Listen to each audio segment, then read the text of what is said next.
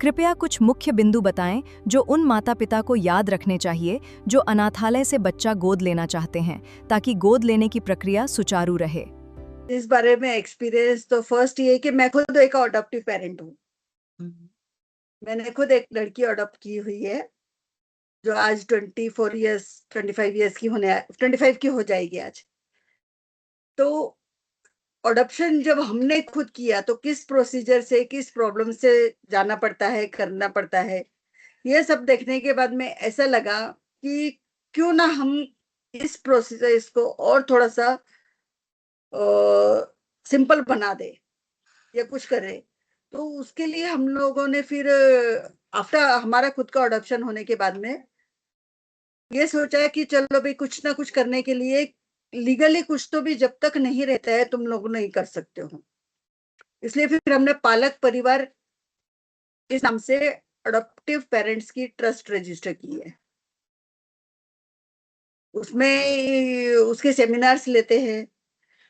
Seminars में कई adopted parents आते हैं, कई अडॉप्शन करने वाले पेरेंट्स आते हैं जिनको करना है अभी।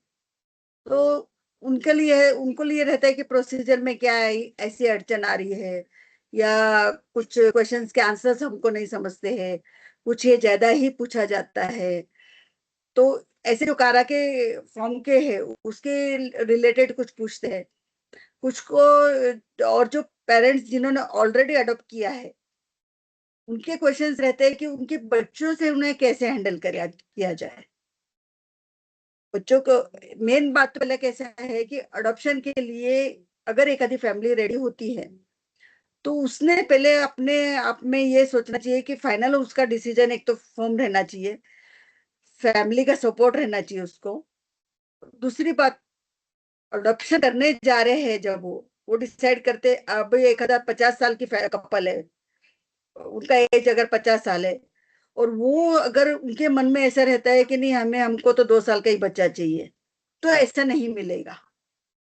पेरेंट्स एंड चाइल्ड के डिफरेंस का जो है वो देखने के बावजूद फिर उस टाइम पे उनको क्या होता है कि बोलते नहीं आपको तो 10 साल का बच्चा लेना पड़ेगा। और ऐसे टाइम पे वो डिस्टर्ब हो जाते हैं, वो डिस्टर्ब हो जाते हैं, एप्लीकेशन रहता है उनका ऑन रिकॉर्ड, डिस्टर्बेंस रहता है।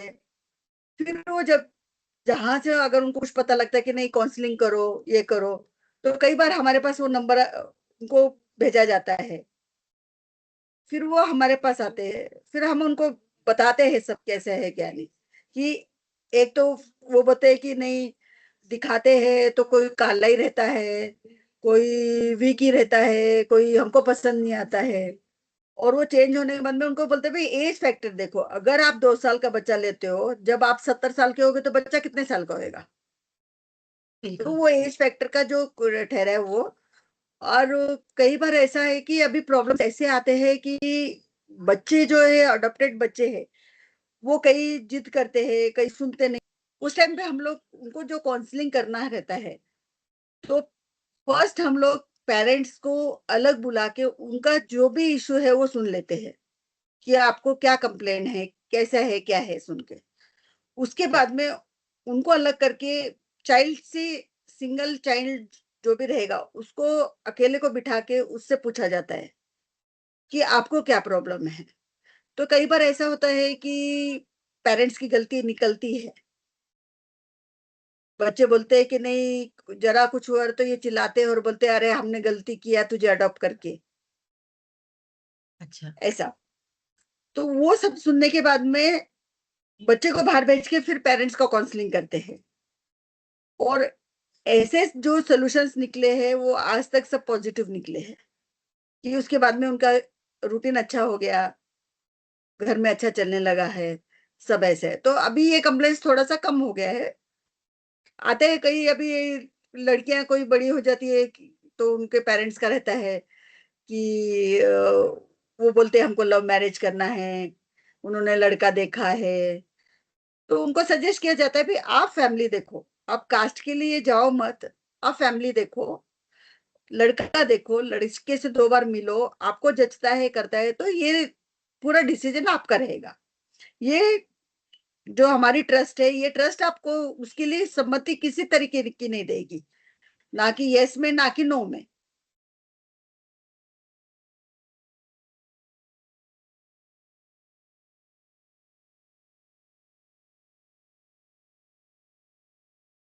फर्स्ट थिंग उन्होंने अपना माइंड फॉर्म करना चाहिए कि हमें अडॉप्ट करना है। सेकेंड, उन्होंने गवर्नमेंट इंस्टीट्यूट जो रह गया, वो किसी भी एरिया में रहे, आप जहाँ रहते हैं वो एरिया हो ही जाएगी, गवर्नमेंट इंस्टीट्यूट से ही उन्होंने लेना चाहिए। उसके बाद उन्होंने ये देखना चाहिए कि उनका फाइनेंशियल स्टेट क्या है, उस तरीके से वो बच्चों को कितना डेवलप कर सकते हैं, क्या कर सकते हैं, वो उन्होंने माइंड में रखना चाहिए। दूसरा, उन्होंने ये देखना चाहिए कि वो कहीं नहीं फंसने के हिसाब से कोई हॉस्पिटल हो या कोई डॉक्टर हो या कोई चेन एजेंट होते हैं, चेन एजेंट रहते हैं कि डॉक्टर से कनेक्टेड रहते हैं, वो ऐसे पब्लिसिटी करते हैं कि हम दिला देंगे, ऐसा करेंगे। उनके झंझट में ना पड़ते हुए, उनके इसमें ना बातों में ना आते हुए, ये डायरेक्ट जो कारा रिलेटेड है, कारा सेंट्रल अडॉप्शन रिसर्च अथॉरिटी है, वहां पे ऑनलाइन फॉर्म भर के उससे ही करे, लीगल प्रोसीजर के थ्रू गए तो ही ठीक है। दूसरी बात उन्होंने जो चेक करनी है वो है कि जो चाइल्ड वो अडॉप्ट करने वाले हैं, वो चाइल्ड का बैकग्राउंड क्या है, चाइल्ड कहाँ से आया है, और दूसरा उसका मेडिकल रिपोर्ट्स क्या है, ये उन्होंने चेक करना चाहिए। उसके बाद में उन्होंने ये देखना चाहिए कि उनको जो है कि उनका जो इमोशनल ये है, इमोशनल कंट्रोल करना जरूरी है, क्योंकि चाइल्ड अडॉप्शन होने के बाद से लीगल प्रोसीजर, लीगल ऑर्डर होने तक जो टाइम जाता है, उसमें उनको अपने अपने इमोशंस को कंट्रोल रखना चाहिए। पेशेंस रखना है। हाँ, सही पेशेंस है। रखना चाहिए, क्योंकि क्या है कि एक बार चाइल्ड आ गया तो अरे अभी कोर्ट में चक्कर मारने पड़ते हैं, ऐसा करना पड़ता है, वैसे तो हाइपर हो जाते हैं कई बार। तो उनको वो अपने पेशेंस, वहां पे उनको पेशेंस रखना जरूरी है। मेन उनको यही देखना है कि वो किसी भी बाहर के गवर्नमेंट इंस्टीट्यूट छोड़ के बाहर कहीं से भी अडॉप्शन के पीछे ना पड़े।